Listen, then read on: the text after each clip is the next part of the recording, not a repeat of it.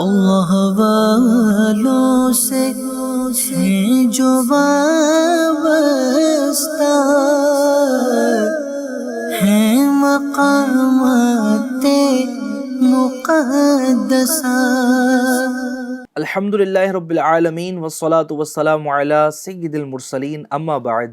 فاعوذ باللہ من الشیطان الرجیم، بسم اللہ الرحمن الرحیم۔ الصلاة والسلام علیکہ یا رسول اللہ وعلی آلک واصحابک یا حبیب اللہ۔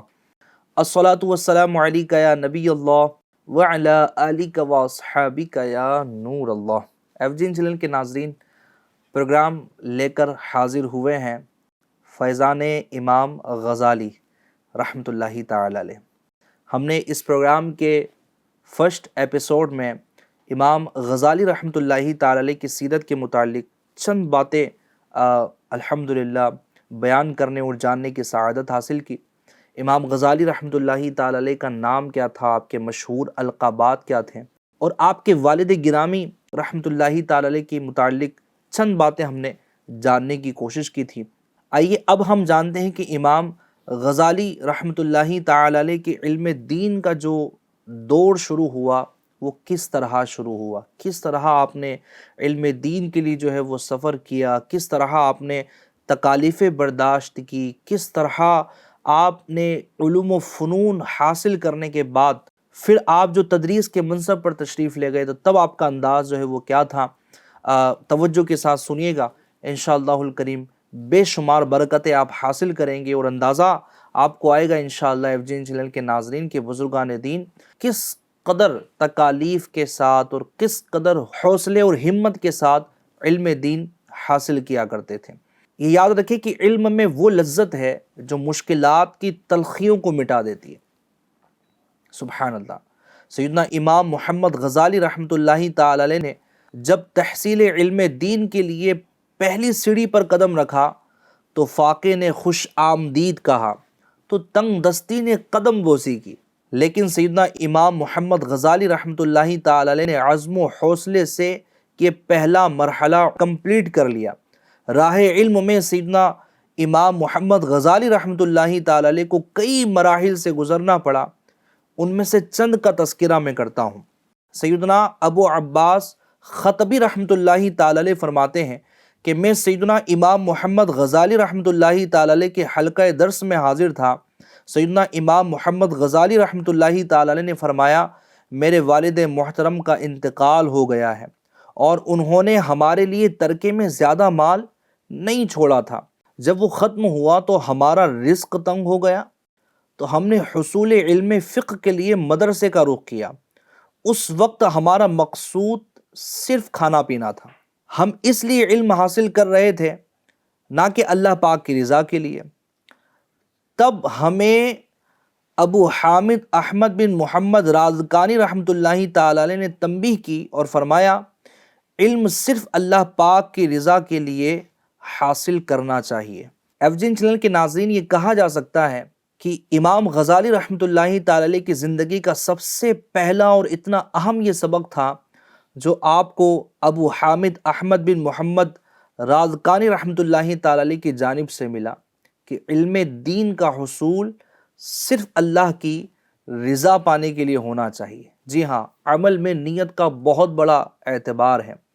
اگر عمل میں نیت فاسد ہو، عمل اچھا ہے لیکن اگر نیت میں فساد ہے، نیت اچھی نہیں ہے، نیت لوگوں کو دکھانے کی ہے یا کوئی اور چیز حاصل کرنے کی ہے، اللہ پاک کی رضا حاصل کرنا مقصود نہ ہو،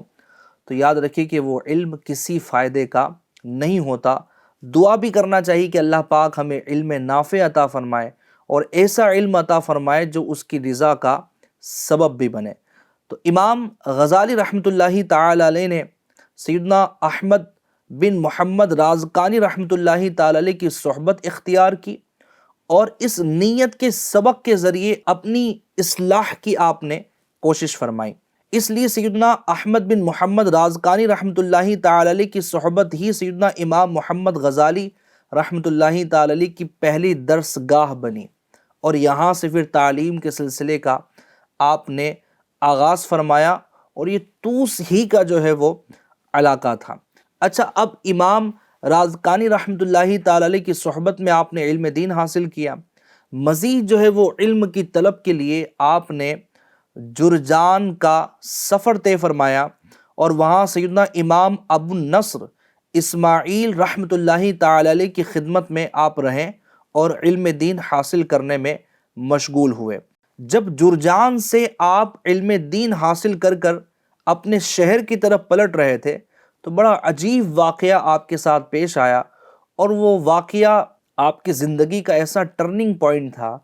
آپ کی زندگی میں وہ ایسا انقلاب برپا کر گیا کہ آپ جو ہے وہ خود بڑے متعجب ہوئے۔ آئیے وہ واقعہ کیا ہوا میں آپ کو سناتا ہوں۔ جب سیدنا امام محمد غزالی رحمۃ اللہ تعالی علیہ جرجان کے علمی خزانے سے حاصل ہونے والے موتیوں کو بصورت تحریر محفوظ فرما کر وطن لے جا رہے تھے تو راستے میں قافلے کو ڈاکوؤں نے لوٹ لیا۔ اس حادثے میں سیدنا امام ابو نصر اسماعیل رحمۃ اللہ تعالی علیہ کی بارگاہ سے حاصل ہونے والے علمی نکات سے معمور نوٹس بھی ڈاکوؤں کے ہاتھ لگ گئے۔ سیدنا امام محمد غزالی رحمۃ اللہ تعالی علیہ کو اس کا بہت بڑا صدمہ ہوا کہ آپ نے جو کچھ تحریر کیا تھا، جو کچھ علمی نکات تھے، وہ سب کے سب ڈاکوؤں نے لوٹ لیے۔ لہٰذا آپ رحمۃ اللہ تعالی علیہ ڈاکوؤں کے سردار کے پاس گئے اور اس سے کہا، جس ذات سے آپ کو سلامتی کی امید ہے اسی ذات کا واسطہ دے کر میں بس اتنا چاہتا ہوں کہ آپ سارا مال رکھ لیں، لیکن بس میں اتنا چاہتا ہوں کہ میرے وہ نوٹس مجھے لوٹا دیجئے، اس میں آپ کے فائدے کا کچھ بھی نہیں ہے۔ تو ڈاکوؤں کے سردار نے نہایت ہی تجسس سے پوچھا، آخر اس میں ہے کیا؟ آپ رحمۃ اللہ تعالی نے فرمایا کہ جن علمی باتوں کو میں سننے میں کامیاب ہوا، لکھنے میں کامیاب ہوا، جو سنا وہ لکھ لیا، اور بہت ساری باتیں جو ہے وہ میں نے اپنے استاذ محترم سے سنی تھی، وہ میں نے اس میں لکھی ہوئی تھی۔ جو کچھ مجھے معرفت حاصل ہوئی وہ سارا کچھ میں نے اس میں لکھا ہوا تھا، اور اب میں وطن کی طرف لوٹ رہا ہوں، وہ سارے کاغذات آپ کے پاس ہی جو ہے وہ موجود ہیں۔ یہ سن کر ڈاکو کا سردار ہنس پڑا اور طنزیہ لہجے میں یوں کہنے لگا، تمہارا یہ دعویٰ کیسے درست ہو سکتا ہے کہ تمہیں علم پر عبور حاصل ہے، حالانکہ اس تھیلے کے چھن جانے سے تم بالکل کورے ہو گئے ہو۔ یہ کہہ کر اس نے وہ نوٹس واپس کر دیے۔ اچھا، اس واقعے سے امام غزالی رحمۃ اللہ تعالی علیہ پر بہت گہرا اثر ہوا، اور ڈاکوؤں کے سردار کا یہ جو جملہ تھا نا کہ تمہارا یہ دعویٰ کس قدر صحیح ہو سکتا ہے، کیسے صحیح ہو سکتا ہے کہ تم علم پر عبور حاصل کر چکے ہو، اور علم پر عبور حاصل کر کے تم اپنے وطن لوٹ رہے ہو، حالانکہ تمہاری حالت یہ ہے کہ سب کچھ اس کتاب میں اور اس نوٹس میں جو ہے وہ موجود ہے، یہ چھن گیا تو تمہارے پاس کچھ نہیں ہے۔ تو آپ رحمۃ اللہ تعالی علیہ نے بجائے اس کے کہ آپ جو ہے وہ اپنے حوصلے کو پست کر لیتے، آپ نے انمول نصیحت اور اللہ پاک کی رحمت اس جملے کو جانا، اور آپ خود فرماتے ہیں کہ میں سمجھ گیا کہ اس سے یہ بات اللہ پاک نے کہلوائی ہے تاکہ اس کے ذریعے میری رہنمائی ہو۔ پھر جب میں واپس طوس پہنچا تو پورے 3 برس صرف اسی پر صرف کیے، اور میں نے یہ تمام کی تمام باتیں جو اپنی نوٹس میں لکھی تھی تمام حفظ کر ڈالی۔ امام غزالی رحمۃ اللہ تعالی علیہ کا حافظہ بھی کتنا مضبوط ہوگا کہ آپ نے جو کچھ لکھا تھا وہ سب حفظ کر لیا، اور حفظ کر کے مزید جو ہے وہ علمی مقام آپ نے حاصل فرمایا۔ اچھا، یہاں سے 2 باتوں کا ہمیں علم ہوتا ہے۔ پہلی بات تو یہ کہ اگر ہماری کوئی خامی یا کوئی عیب اگر ظاہر کر دے تو ہمیں بجائے اس کے کہ ہم اس پر جو ہے وہ طعنہ کریں، بجائے اس پر کہ ہم اس پہ انگشت آرائی کریں، ہمیں اس میں اصلاح کا پہلو تلاش کرنا چاہیے۔ یعنی جو بات اس نے کی ہے یہ واقعی اگر سچ کہہ رہا ہے تو مجھے اس خامی کو دور کرنا ہے، نہ کہ اپنے اس اصلاح کرنے والے کو برا جاننا ہے۔ ہمارا انداز کیا ہوتا ہے جب ہمارے اندر کوئی عیب نکالتا ہے یا خامی بیان کرتا ہے، قطعی نظر اس کے کہ اس کا انداز کیسا ہے، بات اس پر ہو رہی ہے کہ اصلاح جس کی جا رہی ہے اس کا انداز کیا ہونا چاہیے۔ تو انداز یہ ہو کہ بجائے اس کے کہ کچھ اور وہاں پر گفتگو کی جائے، باتیں کی جائے کہ جناب تم ہوتے کون ہو مجھے سمجھانے والے، تم سمجھتے کیا ہو اپنے آپ کو، میں تو اپنے جناب علاقے کا اور جناب اپنے شہر کا یہ ہوں، مجھ میں کیسی خامیاں ہو سکتی ہے؟ جناب نہیں، یاد رکھیں کہ انسان غلطیاں کرتا ہے، اس سے خامیاں ہوتی ہیں۔ امام غزالی رحمۃ اللہ تعالی علیہ نے یہ نہ دیکھا کہ جناب میں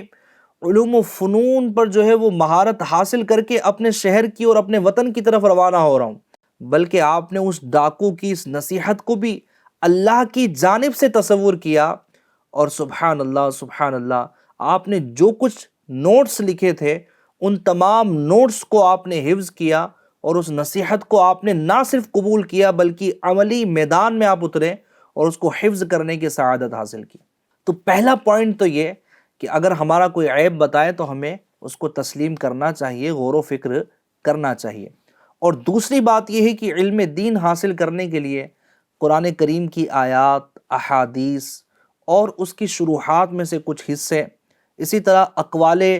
ائمہ دین، مسائل شرعیہ ہمیں اچھی نیتوں کے ساتھ حفظ کرنا چاہیے، ہمیں یاد رکھنے کی کوشش کرنا چاہیے۔ جتنا ہم یاد رکھنے کی کوشش کریں گے انشاءاللہ الکریم اتنا ہی ہمارا حافظہ مضبوط ہوگا اور امت کی اتنی ہی زیادہ ہم رہنمائی کر پائیں گے۔ بعض لوگوں کے مطالعہ کرنے کا ذوق شوق بہت اچھا ہوتا ہے، بعض لوگ بڑے اس میں ایکٹیو ہوتے ہیں،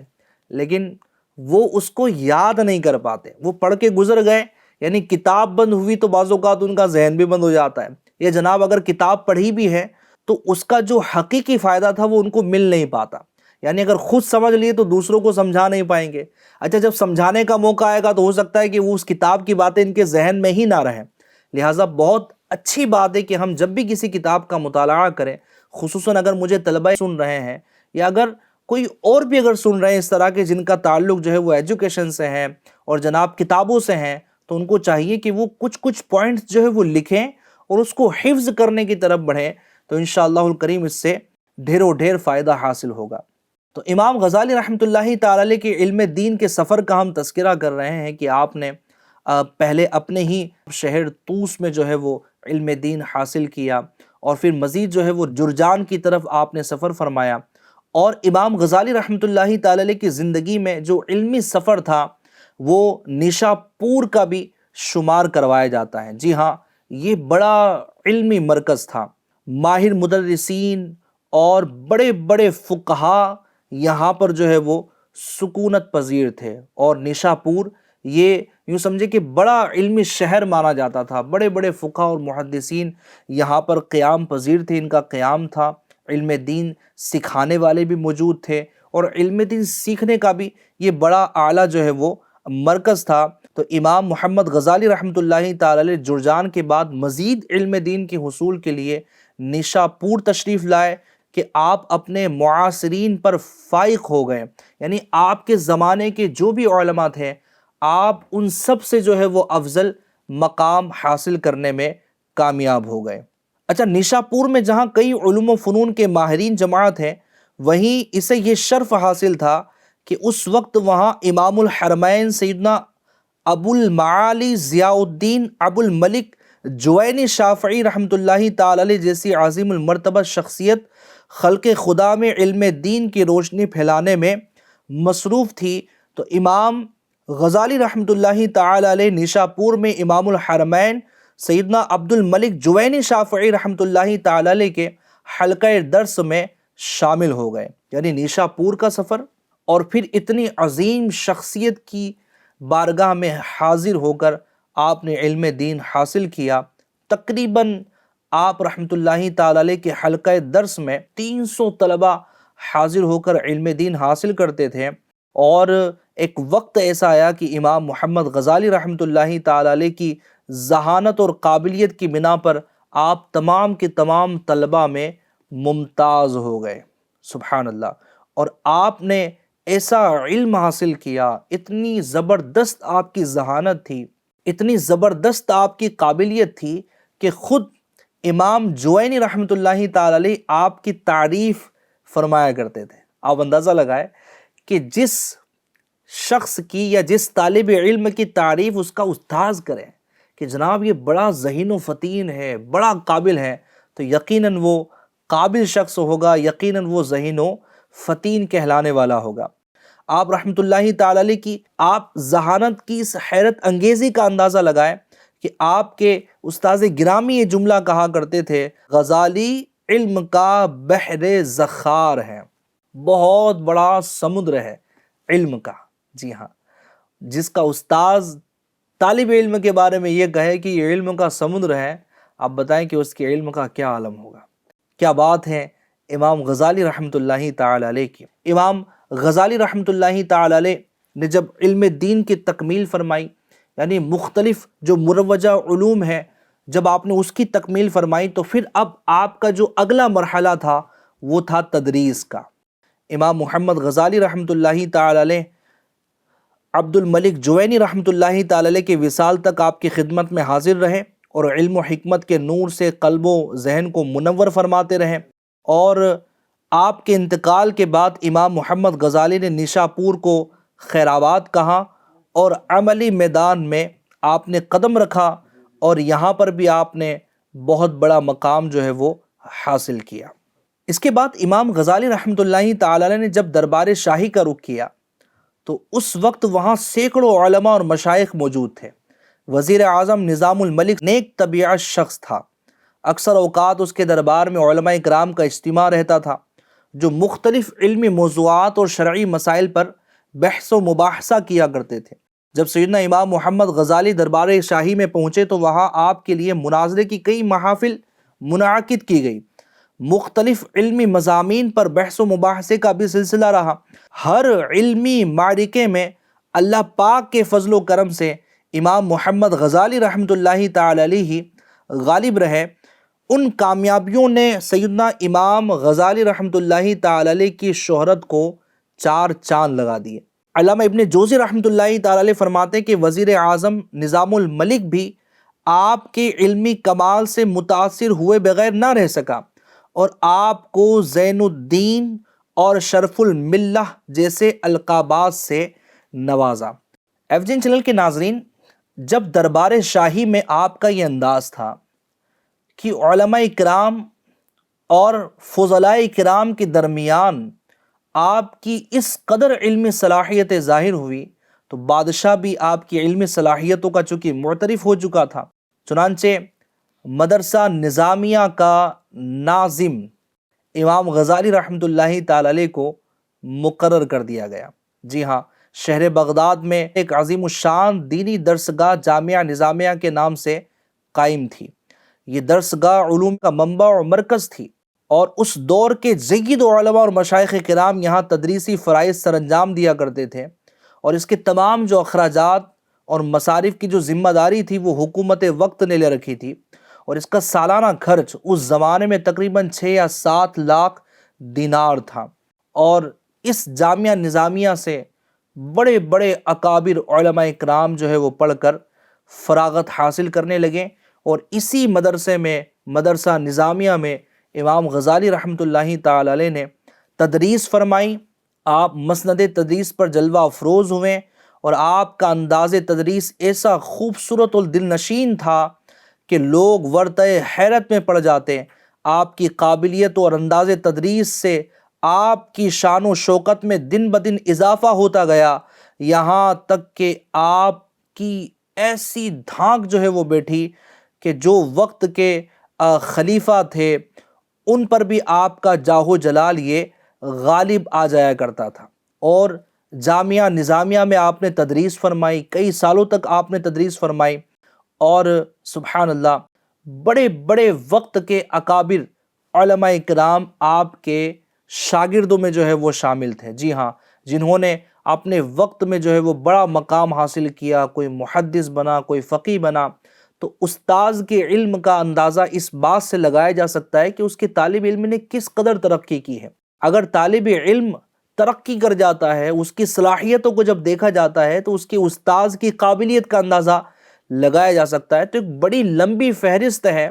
امام غزالی رحمۃ اللہ تعالی علیہ کی تلامذہ کی، جس میں محدثین بھی شامل ہیں، اپنے وقت کے امام اور فقہا بھی شامل ہیں۔ FGN چینل کے ناظرین، یہ مختصر میں نے امام غزالی رحمۃ اللہ تعالی علیہ کی اس علمی سفر کا تذکرہ کیا کہ کس طرح آپ نے جو ہے وہ علم دین سیکھنے کا آغاز فرمایا، اور کس قدر جو ہے وہ آپ شہر شہر تشریف لے گئے اور علم دین سیکھنے کا جو ہے وہ آپ کا سلسلہ رہا۔ یقیناً آپ نے یہ جو قربانیاں پیش کی ہے، یعنی فاقہ مستی کے ساتھ آپ نے علم دین حاصل کیا، مال و دولت آپ کے پاس نہیں تھی، اس کے باوجود آپ نے علم دین سیکھنے میں کسی بھی طرح کی جو ہے وہ اکتاہٹ محسوس نہ کی، کمی نہ آنے دی، اور مزید آگے بڑھتے چلے گئے، اور قربانیوں کے بعد آپ نے علم دین جو حاصل کیا، اس علم نے جو آپ کے مقام کو بلند کیا، سبحان اللہ، آج تک امام غزالی رحمۃ اللہ تعالی علیہ کو یاد کیا جاتا ہے۔ جی ہاں، صرف آپ نے فقہ پر قلم نہ اٹھایا، بلکہ آپ نے عقائد پر بھی جو ہے وہ اپنا قلم اٹھایا،